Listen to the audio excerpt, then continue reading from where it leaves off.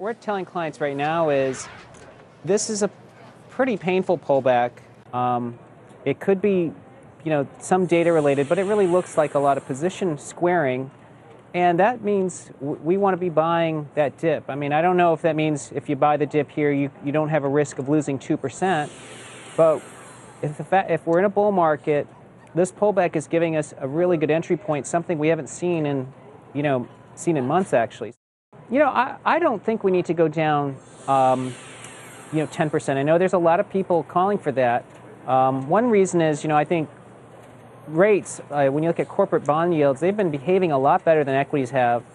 And I think the fact that gasoline's down means the data is going to start looking better for consumers in coming weeks. So, I think the 200 days might be an entry point. But, as you know, a lot of people, when markets are down, have a hard time buying.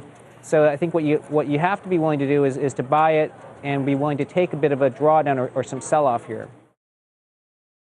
Yes, actually, for the last 2 months, I have advised my readers to buy 10-year treasuries. I don't like them for the long term because the maximum you can earn is something like 2.65% per annum for the next 10 years.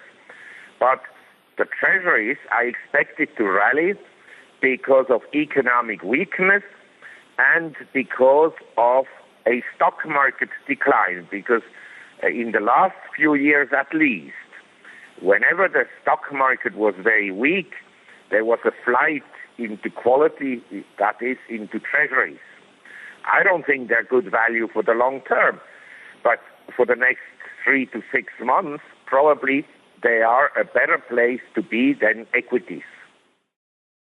Well, I think that it really signifies that Microsoft is very much going to want to continue to position itself more as an enterprise company and less of a consumer company. I think it was interesting, that he said several times in the memo, we are a mobile and cloud first company, rather than saying mobile first, really putting that emphasis on cloud. And I think that really signifies that they really want to be more like IBM rather than Apple. So for investors who are looking for a more consumer-oriented Microsoft, this isn't really that sort of pick. There's probably no better co-pilot than Bill Gates. This is a software-focused story. Hardware is part of the enabler. I think the problem with Microsoft and the hardware ecosystem is the current hardware is not as good as when you go into an Apple store and look at the experience that you get software and hardware integrated. And I think Microsoft's going to have to take on that role.